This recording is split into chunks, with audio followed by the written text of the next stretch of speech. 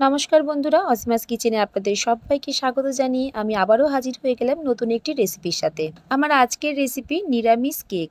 1 cup গরম দুধ দিয়ে যে এত সুন্দর নরম তুলতুলে কেক বানিয়ে নেওয়া যায় বন্ধুরা, সম্পূর্ণ ভিডিওটা না দেখলে আপনারা বিশ্বাসই করবেন না। চলুন তাহলে রেসিপিটি বানানো শুরু করা যাক। প্রথমেই একটি মিক্সিং বোলের মধ্যে একটা কাপ মেপে 1 কাপ গরম দুধ আমি নিয়ে নিচ্ছি। আমি এখানে একটা কাপ মেপে সমস্ত উপকরণ নিয়ে দেখাবো। আপনারা কিন্তু যে কোনো ঘরে থাকা একটা পাত্রে মেপে নিতে পারেন। ওই কাপের হাফ কাপ দিয়ে দিচ্ছি এখানে চিনি।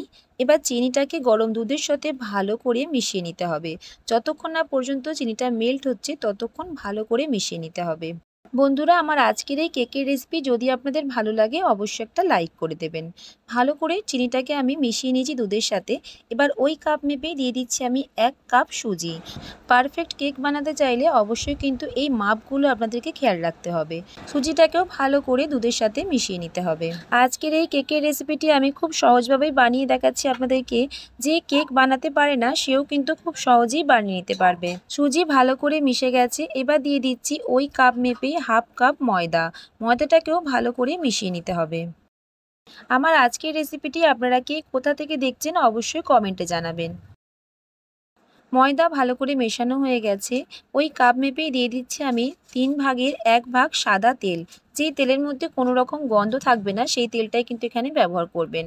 আর দিতে হবে খুব সামান্য পরিমাণে লবণ। ওই 1 চিমটি মতন লবণ দিয়েছি এখানে। আবারও খুব ভালো করে তেলটাকে আমি মিশিয়ে নিচ্ছি। এবার দিয়ে দিচ্ছি এখানে 1 চামচ পরিমাণে ভ্যানিলা এসেন্স। এতে কিন্তু কেকের ফ্লেভারটা বেশ ভালো আসবে। অবশ্যই এখানে ভ্যানিলা এসেন্সটা দেবার চেষ্টা করবেন। যে কোনো মুদির দোকানে আপনারা কিন্তু এই ভ্যানিলা এসেন্সটা খুব সহজেই পেয়ে যাবেন। খুব ভালো করে এবার মিশিয়ে নিয়েছি। কেকের ব্যাটার কিন্তু এখানে প্রায় একেবারেই রেডি হয়ে গেছে। ব্যাটারটাকে আমি এখানে 5 মিনিটের জন্য ঢেকে রেখে দিলাম। ততক্ষণ চলুন কেক টিনটা আমি সেট করে নিই। কেক টিনের মধ্যে সামান্য একটুখানি তেল নিয়ে ভালো করে চারিদিকে মাখিয়ে দিচ্ছি। আপনাদের কাছে এইরকম যদি কেক টিন না থাকে, ঘরে থাকা যে কোনো পাত্রের মধ্যে আপনারা কিন্তু কেকটা খুব সহজভাবেই তৈরি করতে পারবেন। ভালো করে তেলটাকে আমি মাখিয়ে দিয়েছি। এবার সামান্য একটুখানি ময়দা দিয়ে দিলাম। ময়দাটাকে দিয়ে ঠিক এইভাবে হাতে করে নাড়াচাড়া করে কেক টিনটাকে ভালো করে কোট করে দিতে হবে। এছাড়াও আপনারা কিন্তু এখানে বাটার পেপারটাও ব্যবহার করতে পারেন। 5 মিনিট কেকের ব্যাটারটাকে ঢেকে রেখে দিয়েছিলাম। ব্যাটারটা কিন্তু একেবারেই তৈরি হয়ে গেছে। দিয়ে দিচ্ছি ব্যাটারের মধ্যে আমি 1 চামচ বেকিং পাউডার আর ওই চামচেরই হাফ চামচ বেকিং সোডা। এবার ভালো করে ব্যাটারের সঙ্গে এগুলো মিশিয়ে নিতে হবে। একটু সময় নিয়ে কিন্তু মিশিয়ে নিতে হবে যাতে খুব ভালো করে মিশে যায়। হঠাৎ করে কেক খেতে মন চাইলে আপনারা কিন্তু বাড়িতে খুব সহজে এই কেকটা বানিয়ে নিতে পারবেন। বানানো কিন্তু এক্কেবারেই সহজ।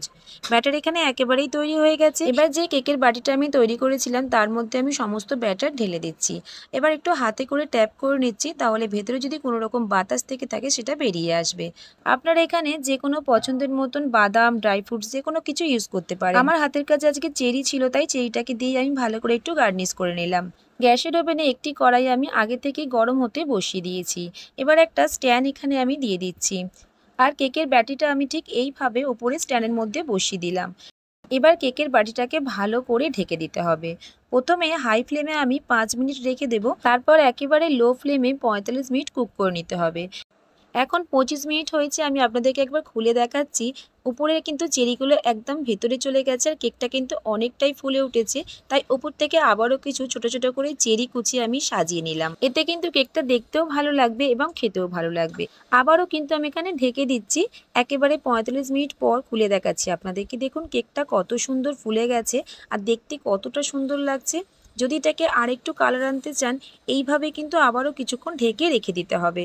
একটা কাঠি দিয়ে দেখাচ্ছি আপনাদেরকে। দেখুন কোনো রকম কাঠির গায়ে কিছু লেগে নেই, তার মানে কিন্তু কেকটা খুব ভালোভাবে তৈরি হয়ে গেছে।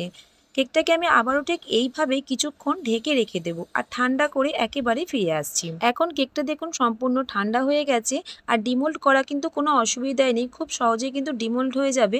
এমনিতেই দেখা যাচ্ছে যে কেক টিনের গা থেকে অল্প অল্প ছেড়ে এসছে। আর অবশ্যই খেয়াল রাখতে হবে কেকটা ঠান্ডা হবে তবে কিন্তু আপনারা ডিমোল্ড করবেন। দেখুন কত সুন্দরভাবে ডিমোল্ড হয়ে যাবে, কোনো রকম কোনো অসুবিধাই হবে না। আর কেক টিনের বাটির মধ্যে দেখুন কোনো কিচ্ছু লেগে নেই। একবার এইভাবে কেক বানিয়ে বাড়িতে খেয়ে দেখতে পারেন। খেতে কিন্তু ভীষণই ভালো হয় আর বানানোও কিন্তু খুবই সহজ। কতটা নরম তুলতুলে হয়েছে সেটা কিন্তু আপনারা দেখেই বুঝতে পারছেন। বন্ধুরা, আমার রেসিপিটি যদি আপনাদের ভালো লাগে অবশ্যই একটা লাইক করে দেবেন। আরও যদি ভালো লাগে আপনাদের বন্ধুদের সাথেও কিন্তু এই রেসিপিটি শেয়ার করতে পারেন। চলুন এবার কেকটাকে আপনাদেরকে আমি কেটেও দেখিয়ে দিচ্ছি যে কতটা সুন্দর আর কতটা স্পঞ্জি হয়েছে। যখনই মন চাইবে ঘরে থাকা সামান্য কিছু উপকরণ থাকলেই কিন্তু খুব সহজেই এই কেকটি আপনারা বাড়িতে বানিয়ে নিতে পারবেন। যদি বাড়িতে বানান অবশ্যই কমেন্ট বক্সে জানাতে একেবারেই ভুলবেন না যে খেয়ে আপনাদের কেমন লাগলো। আপনি যদি আমার চ্যানেলের নতুন বন্ধু হয়ে থাকেন অবশ্যই চ্যানেলটিকে সাবস্ক্রাইব করে নেবেন। পাশে থাকা বেল আইকনটি অবশ্যই প্রেস করে দেবেন। যখনই কোনো নতুন ভিডিও আপলোড করব সর্বপ্রথম আপনাদের কাছেই পৌঁছে যাবে। আর আপনি যদি এই ভিডিওটি আমার ফেসবুক পেজ থেকে দেখে থাকেন অবশ্যই পেজটিকে ফলো করে নেবেন।